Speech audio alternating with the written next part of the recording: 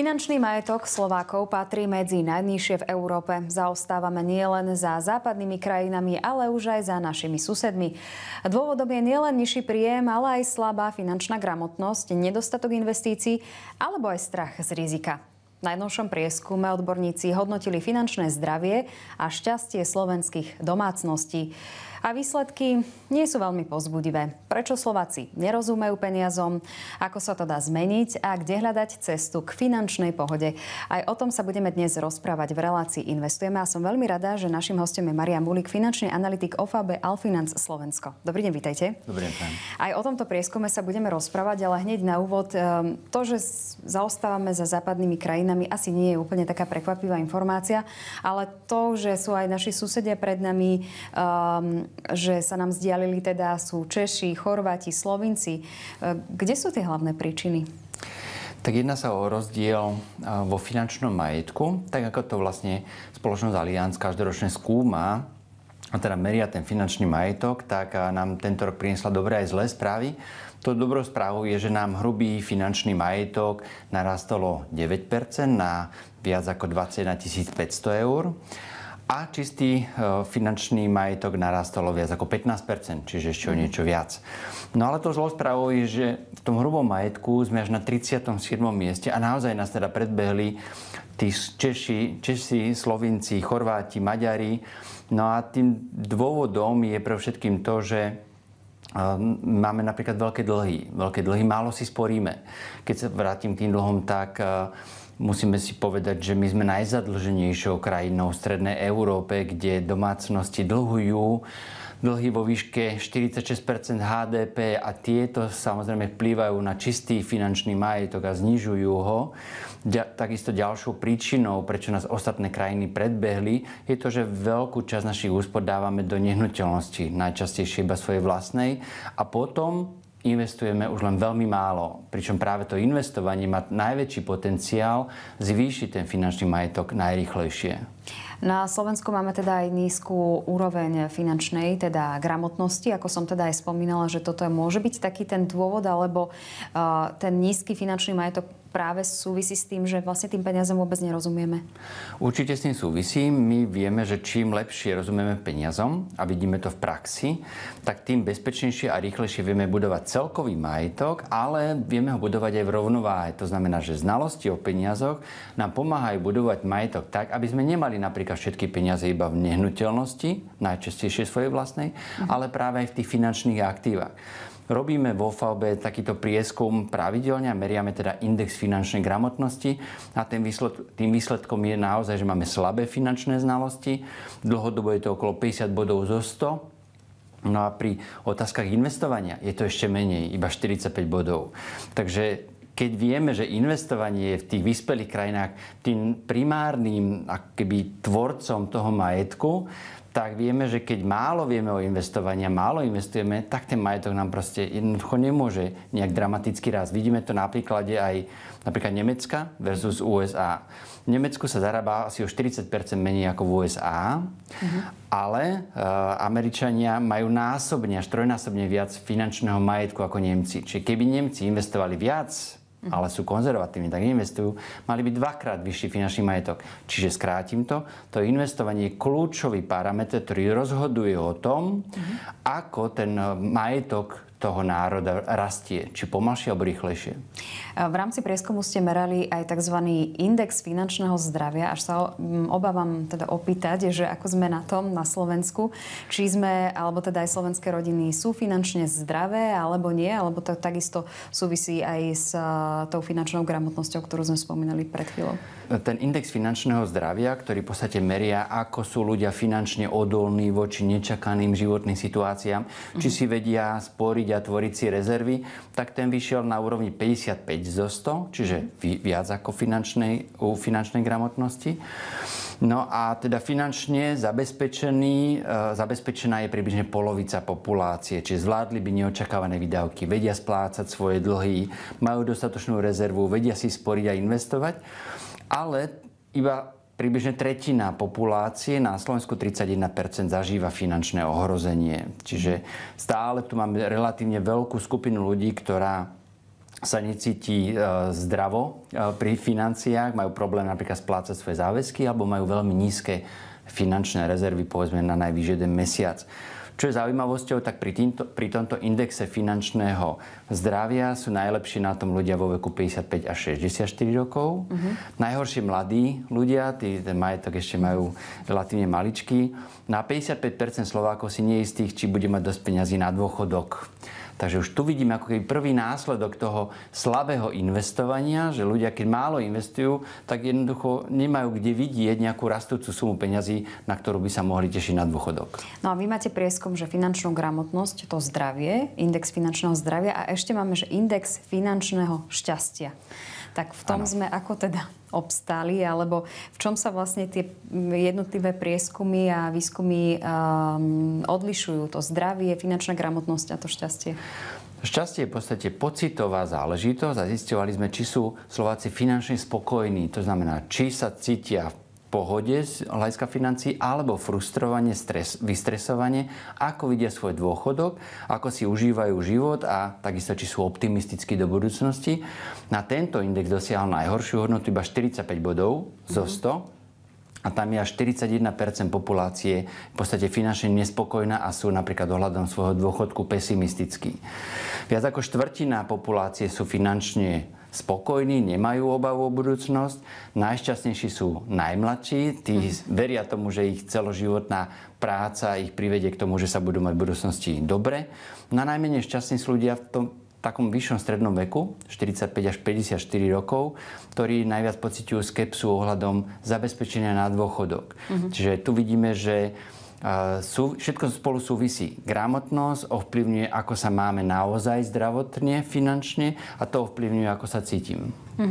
Čiže zarábam 1500, ale pocitovo mám pocit, že zarábam 1000. Presne tak. Môžem si myslieť, že všetko brutálne zdražuje a možno, že tá úroveň je úplne inde, ako si myslím napríklad. Veľa ste hovorili o tom investovaní, že jednoducho nezarobíme, alebo teda nebudeme bohatší, keď nebudeme niečo robiť so svojimi peniazmi a nejakým spôsobom ich neobrátime.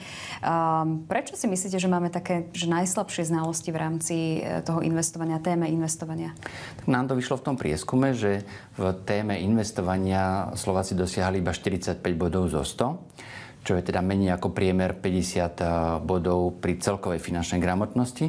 Najslabšie znalosti o investovaní nám vyšli pri senioroch nad 65 rokov a pri mladých medzi 18 a 24.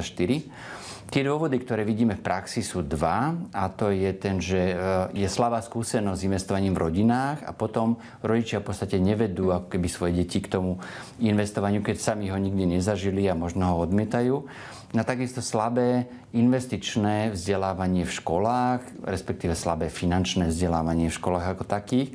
A potom sa to vlastne prejavuje najčastejšie u mladých ľudí tak, že tie slabé znalosti o tom, ako fungujú trhy, ako fungujú riziká, tak ich vedie napríklad tomu, že skúšajú zarobiť rýchlo a špekulatívne a vrhajú sa napríklad do investovania do kryptomien alebo obchodovanie na Forexe. Keď sa pozrieme na tie štatistiky, 2/3 ľudí sa investovaniu nikdy v živote nevenovali. V zásade nič neurobili so svojimi peniazmi. Čo ich vlastne odrádza, alebo ako to vôbec prekonať, aby sme sa trošku prehúpli cez to investovanie? Vidíme tam najčastejšie obavu z rizika a uprednostňovanie istoty. Vo všeobecnosti platí psychologicky viac sa bojíme straty, ako sa tešíme na nejaký potenciálny zisk. Takisto sa ľudia veľmi často radia primárne s rodinou o tom, kam uložiť peniaze a tá s tým väčšinou teda nemá skúsenosti, takže tá voľba investovania tam zvyčajne nepadne. No a takisto príliš konzervatívny prístup, ale ten vychádza najčastejšie práve z tej nízkej finančnej gramotnosti a vieme, že čím vyššia je znalosť človeka o tom, ako fungujú peniaze, ako fungujú kapitálové trhy, tým menej je konzervatívny. Takže dá sa to ako keby riešiť, táto otázka tej príliš konzervatívnosti. Takisto ľudia sa riadia rôznymi mýtmi. Napríklad často počúvam v praxi, že investovanie je len pre bohatých. Až keď zarobím, potom budem investovať, až keď zarobím naozaj veľa. Alebo že môžu prísť o všetky peniaze. A to v zásade pri kapitálových trhoch je takmer nemožné. A ešte je veľkým problémom napríklad to, že ľudia nerozumejú základnej matematike, ako je inflácia. ťažko je pre nich si predstaviť, že len taká základná inflácia, ako je vo výške 2%, spôsobí za 30 rokov, že ich peniaze v hotovosti stratia polovicu svojej hodnoty. A ak to nechcú, musia investovať. Takže dá sa prekonať aj strach z investovania, ale pomôže k tomu vedieť, čo napríklad stratím, ak investovať nebudem. Tak veľmi populárne sú u nás dlhopisy, ktoré teda napríklad aj štát si myslel, že tak viac rozinvestuje to Slovensko, pretože to je taká istejšia forma, do ktorej vieme ešte teda uložiť svoje peniaze, ale napríklad také akcie, ktoré sú také volatilnejšie, máme k ním taký väčší odpor, pretože nie sú také konzervatívne. Jedným z tých protiargumentov tiež proti akciám sú vysoké poplatky. Áno, aj to častokrát dostávame otázku, keď ľuďom reálne vypracujem nejaký finančný plán, že či to investovanie nie je drahé, a mnohí si myslia, že celkovo pri investovaní ide predovšetkým o poplatky, o to, aký je tam možný výnos a či sa bude zdaňovať. Ale my vieme, že to riziko straty je to najdôležitejšie, čo ich v konečnom dôsledku môže trápiť. To znamená, že my sa snažíme predovšetkým riadiť riziko pri investíciách, a to tak, že uplatňujeme diverzifikáciu, čiže rozkladáme riziko na viacero rôznych ako keby kôpok. Čiže to najväčšie riziko, ktoré vidíme v praxi, je to, že človek sa snaží ako keby hľadať ihlu v kope sena a snaží sa tipnúť, ktoré firmy budú tými víťazmi do budúcnosti, a kúpi si 1-2 akcie cez nejakého brokera napríklad, čo my vôbec neodporúčame, pretože my vieme, že to najväčšie riziko, ktoré tam je, to je práve to, tej straty, znížime najviac tedy, keď budeme investovať cez fondy. Je to takto jednoduché naozaj, že keď investujem cez fondy, tak nehľadám ihlu v kope sena, kúpim si celé seno. Keď investujem napríklad cez ETF fondy, ktoré dokážu mi nakúpiť 3 až 4 tisíc akcií z celého sveta, tak to je naozaj celé seno, v ktorom absolútna väčšina firiem, ktoré poznáme, sú obsiahnuté, a keď budú tie firmy tým víťazom, tak ja som vlastne na tom takisto zarobil, lebo celé to seno spolu vlastním. Takisto si ľudia niekedy myslia, že vstupné poplatky sú najdôležitejšie, ale nie sú. Priebežné poplatky sú najdôležitejšie. Tie sú často mnoho vyššie v bankách, ako pri napríklad ETF fondoch, ktoré my sprostredkováme. Takže je to aj o poplatkoch, aj o daniach, a najdôležitejšie je naozaj to, aby som minimalizoval riziko, že môžem prísť povedzme o všetky peniaze. No a práve to riziko, že tá obava rizika je veľmi veľká, a keď som predsa len taký klient, že ešte si ma stále nepresvedčili, že či chcem ísť do akcií a uprednostňujem tú istotu, dá sa s takýmto nastavením veľmi, veľmi konzervatívnym nejako preraziť, alebo teda nastaviť to investovanie správne, že som veľmi konzervatívna a nechcem ísť do rizika? Dá, my takých ľudí stretávame v praxi, nie je málo. Každý z nás má rád istoty a je to úplne prirodzené.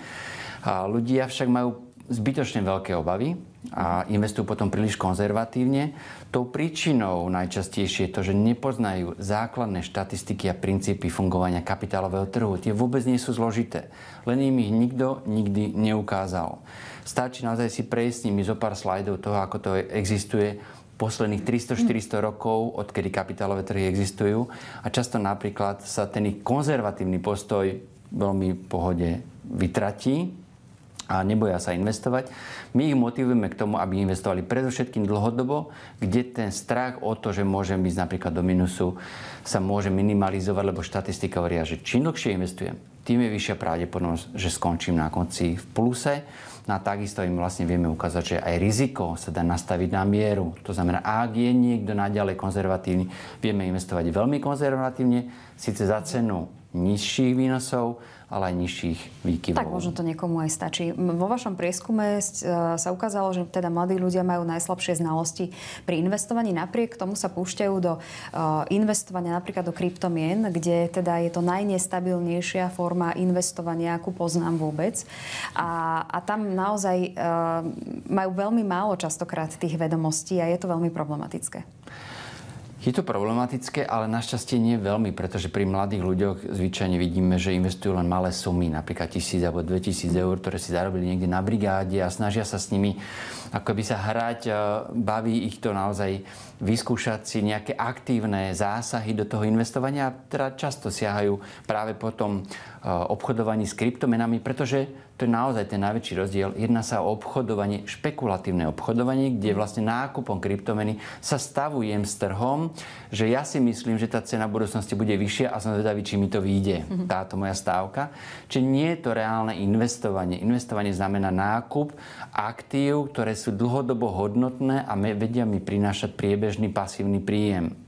Tam patria len cenné papiere z kapitálového trhu, akcie, dlhopisy a poťažmo investičné nehnuteľnosti.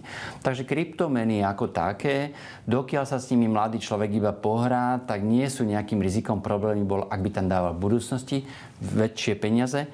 A ak začne zarábať mladý človek, tak väčšina z toho, čo si dokáže z pravidelného príjmu odložiť, by malo ísť do štandardného investovania, teda na kapitálových trhov, určite nie do kryptomien. Ja sa ešte vrátim k tým pocitom a k tomu indexu šťastia, finančného šťastia, ktoré sme mali, že keď už máme toľko ľudí, ktorí sú takto finančne nešťastní na Slovensku, čo by ste im poradili? Ako teda nakopnúť ten index finančného šťastia na Slovensku? Tak my to dokážeme pochopiť, že kto má málo peňazí a dostáva sa často do núdze, tak len ťažko môže byť šťastný. Je to úplne jasné. Aj napríklad najväčšia časť rozvodov je kvôli peniazom a určite nie kvôli tomu, že tých peňazí je tam príliš veľa. Problém je napríklad v tom, že ľudia často očakávajú, že to finančné šťastie k ním príde zvonka. Napríklad vo forme vyššieho platu, lepšej práce alebo toho, že budú lacnejšie veci a služby. Ale tá skutočná zmena vychádza práve z toho, že vezmem kontrolu do vlastných rúk. Veľká časť toho pocitu nešťastia totiž vyplýva z pocitu bezmocnosti. A tu mám len dovtedy, dokiaľ naozaj akoby neviem, koľko presne mi chodí v priemere ročne, koľko míňam, na čo míňam a či sa s tým dá niečo robiť.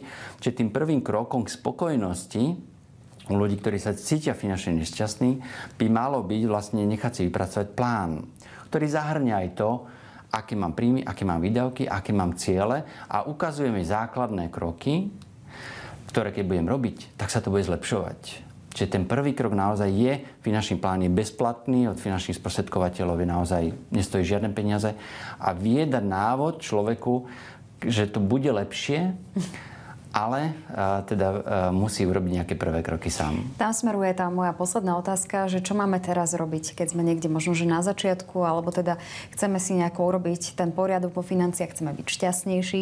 Ešte sa vrátim k prieskumu, ukazuje teda, že len 1/5 Slovákov sa vo financiách skutočne vyzná. Vy teda tvrdíte, že by sme mali teda byť rozinvestovaní, investovať aj napriek tomu, že sa do toho tak ako veľmi nerozumieme.